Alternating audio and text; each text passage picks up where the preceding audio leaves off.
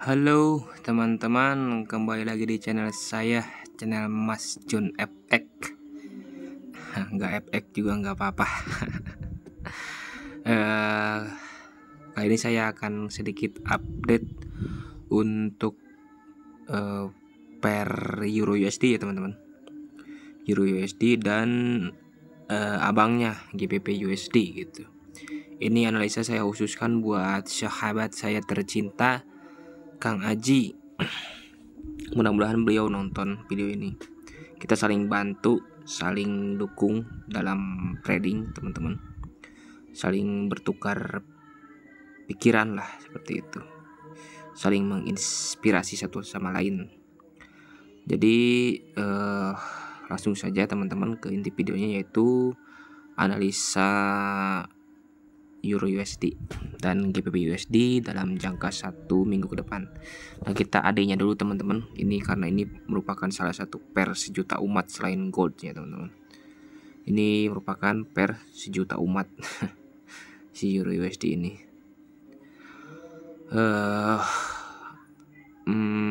Kalau sekilas sih di time frame H4 ini bullish ya teman-teman. Karena di sini adalah maksudnya ada ini flag range terakhir yang berhasil dipecahkan. Jadi harga turun ke bawah lalu dia break ke atas. Jadi ini secara konsep dan secara market struktur ini masih saya sudah terjadi bullish ya teman-teman. Tapi kita cari dulu teman-teman. Di sini si harga ini apakah dia membentur sesuatu atau justru malah memecahkan sesuatu gitu. Kalau dia memecahkan sesuatu gitu berarti dia engulf gitu. Tapi kalau dia membentur sesuatu justru malah dia adalah react gitu dari sesuatu zona itu. Kalau kita lihat di sini teman-teman, di sebelah kiri di garis merah ini hanya ada level-level ascender biasa teman-teman. Tapi kalau kita lihat di sini market structure-nya di sini di sini teman-teman. Di sini kita punya area flag range terakhir teman-teman. Eksternal market struktur. Jadi ini skalanya untuk time frame daily ke atas sih. Ini bukan bagiannya H4 gitu. Kalau di H4 emang sekilas bullish gitu. Berarti ini bullishnya ini pullback karena dia engulf teman-teman. Nah, kalau ini flag range seperti biasa kita tandain, kita kasih kotak warna hitam. Ini flag range bullish ya teman-teman. Nah, berarti secara konsep atau secara sederhana ini akan terbentuknya setup QM teman-teman, alias setup Quasimodo teman-teman.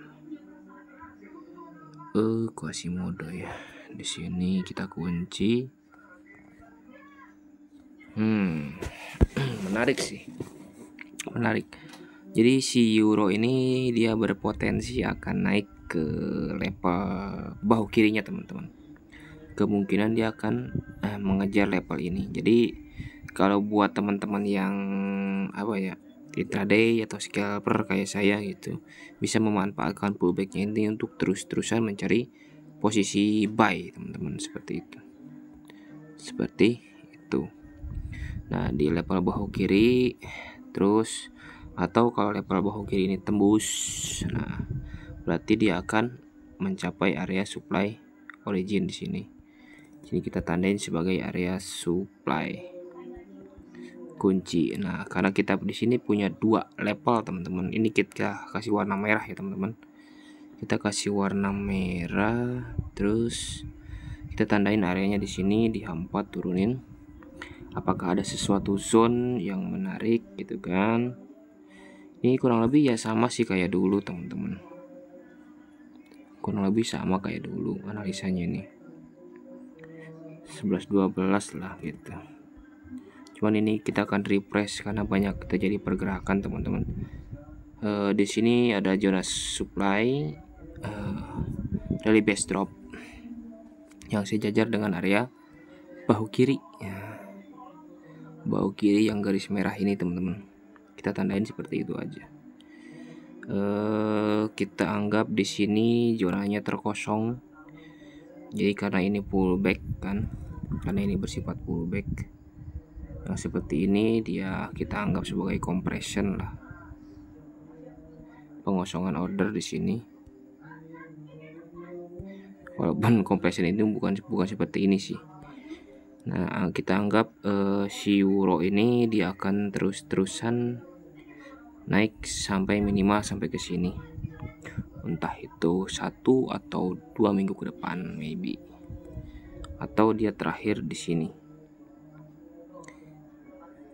Nah, saya anggap ini si euro ini dia anggap ya teman-teman, swing low ini anggap sebuah flag range sebelah kiri, time frame daily ke atas lah. Sebenarnya kalau kita lihat dari secara market struktur H4 gitu, market struktur H4 di sini ada swing low terakhir, lalu dia membuat swing high, lalu dia membuat lower low. Nah, swing high di sini dipecahkan, harga membuat higher low, lalu membuat higher high, baru di sini complete trend terbentuk. Nah, dia ke sini terus teman-teman. Ini kayaknya sih kuat teman-teman, pullbacknya kuat ini si euro ini. Nah, dia di sini harusnya sih kalau secara konsep dia akan kembali lagi ke area flag terakhir di sini teman-teman, karena flag di sini belum diambil gitu. Tapi ada kalanya gitu market itu gimana ya istilahnya tuh, market itu terlalu impulsif, terlalu kencang, sampai harga itu tidak kembali masuk ke area flag range teman-teman. Jadi kalau secara directional di H4 lah, H4 ke bawah gitu atau daily ke bawah gitu, si euro ini akan naik teman-teman, akan naik. Kita akan bisa cari buy sampai ke sini gitu, target pertama lah gitu. Kalau ada konfirmasi untuk sell ya sell gitu di situ, di si euro USD ini gitu. Tapi kalau untuk terdekat sih selagi dia belum menyentuh area ini yang merah gitu, kita masih bisa cari buy sih sebenarnya. Harusnya sih di sini teman-teman. Kalau ini trennya tren normal, harusnya dia akan ke sini gitu. Karena harga itu selalunya dia akan mencapai paras mid range. Paras mid range itu adalah kondisi tren yang normal teman-teman, dimana harga itu selalu sanggup mencapai level Fibonacci minimal 50% lah seperti itu. Nah, kalau kita lihat di sini kan, di sini kita punya swing low, kita tarik Fibo level 1 di sini, das ke sini. Nah, ini kan kurang lebih hampir menghampiri paras mid range ya teman-teman. Nah, kalau ini kondisi di euro sekarang mungkin lagi impulsif teman-teman. Dia lagi impulsifnya gitu. Dia tidak sampai ke area 50%. Jadi sekitar area berapa ini? Saya lupa ini. Kita ini dulu lah.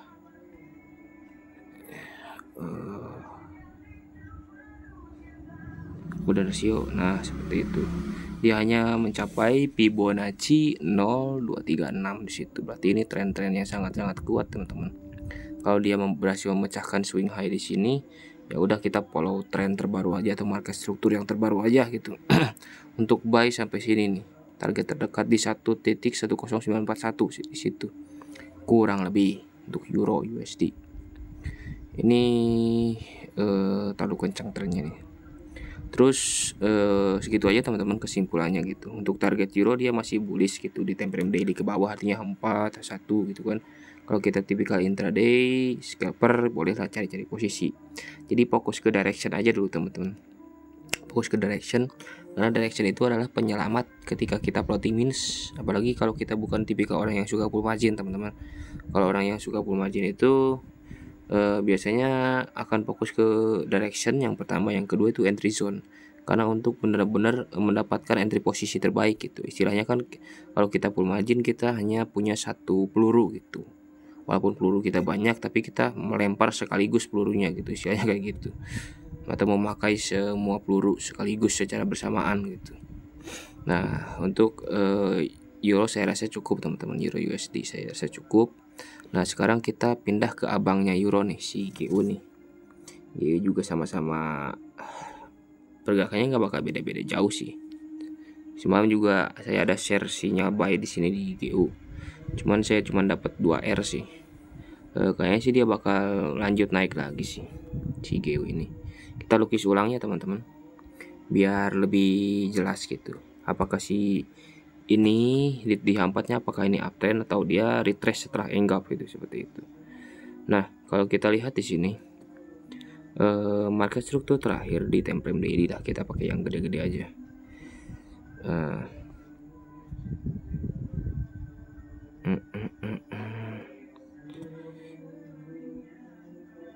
Ini si harga ini dia bereaksi di mana teman-teman, seperti itu kita cari.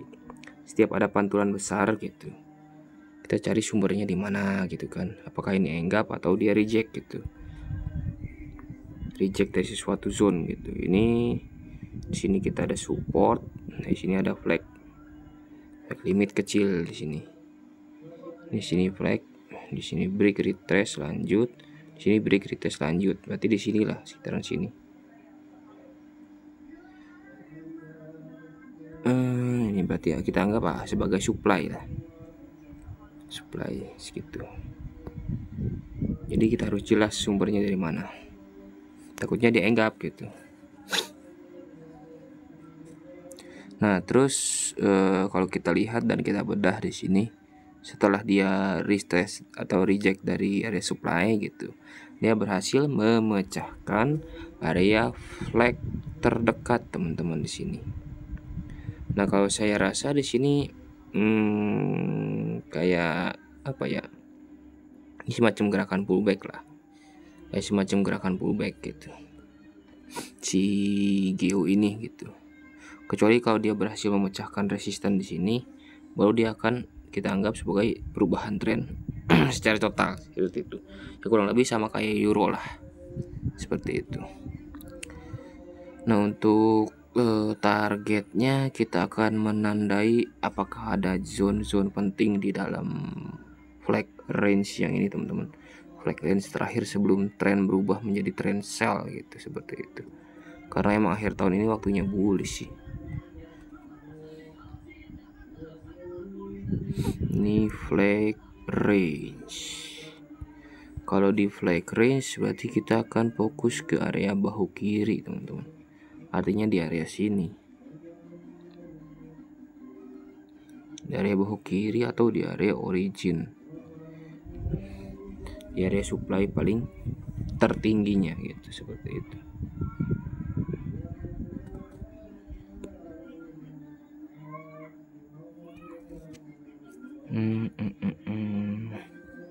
Sini di break retrace lanjut. Saya kalau melihatnya di sini malah teman-teman ada zona supply pentingnya. Kalau di sini sih kurang kuat sih saya rasa sih. Tapi bisa aja bereaksi gitu. Tapi kalau saya lihat sih di sini sih antara sini gitu kan. Ini lebih kuat gitu. Si supply-nya lebih memenuhi syarat gitu. Zona SND-nya lebih memenuhi syarat seperti itu. Kita tandain sebagai area supply teman-teman. Supply kali ya, supply. biar kayak orang bule. Ini supply, terus di sini origin. Nah ini origin, tipikal origin yang terkompres teman-teman. Kadang-kadang gimana ya, kalau origin yang terkompres seperti ini, zona yang terlihat bagus itu ada di sini gitu, ada di sini gitu. Tapi harga itu ngepot sampai sini nih. Mencari sesuatu di dalam sini, tapi kita tandain aja yang gini lah, yang dekat-dekat gitu sini. Nah berarti ini target, 2 target untuk GU ya, kita kasih beda warna nih biar agak nabrak. Nah gini ini kali ya. Nah untuk si GU maybe dia akan ke 2 area ini gitu sebagai target aja ya teman-teman. Karena ini bisa jadi benar-benar reversal atau hanya pullback gitu kan, tergantung harga nantinya menembus area resisten yang ini apa enggak gitu kan. Nah ini target pertama si kenaikan CGU, lalu di sini akan menjadi target kedua ya, kurang lebih 11-12 lah. Karena order flow-nya bahu kiri itu ada di area supply yang sejajar dengan bahu kiri, bukan area supply yang ada di sini gitu, bukan. Nah kalau di H4 ya kurang lebih sama persis lah gitu kayak euro gitu. kayak euro sama persis ya, karena kan abang ade kan. Di sini dia membentuk swing low terakhir, dia naik, dia turun, dia memecahkan area origin terakhir di sini. Das pecah ke sini, dia pullback sampai sini kan, lalu dia naik. Nah berarti area flagnya yang terakhir ini. Coba kita tarik pakai Pibo teman-teman. Kira-kira si GEO ini retrace-nya di harga berapa gitu. Dia retrace di area golden ratio sih, cukup golden lah, 0,382 seperti itu. Dan kemarin juga saya ada buy di sini dan udah saya share ke grup di sini di area QMTR. Buat teman-teman yang kurang paham alasan kenapa saya entry, tanyain aja teman-teman. Jangan malu-malu gitu. Kalau orang ngasih ikan itu jangan langsung ditelan bulat-bulat gitu, tanyain dulu ini ikan dari mana gitu. Ini ikan beracun apa bukan gitu kan. Ini ikan ikan jenis apa gitu, ini halal apa haram gitu kan, gimana cara mancingnya ini ikan, nah gitu tanyain gitu. Jadi jangan langsung ditelan bulat-bulat, takutnya di dalam ikan itu ada kail yang ketinggalan atau ada racunnya gitu kan. Minimal kita tahu dari mana gitu asal ikan itu berada dan gimana cara nangkepnya gitu. Kalau orang yang ngasih ikan udah gak mau ngasih lagi misalkan gitu, nanti teman-teman tahu sendiri gitu kan cara nangkapnya gimana gitu, dan bisa memilih ikan seperti apa yang layak dikonsumsi gitu teman-teman. Oke, kita lanjut, ini malah ngalor ngidul nih ngomongan.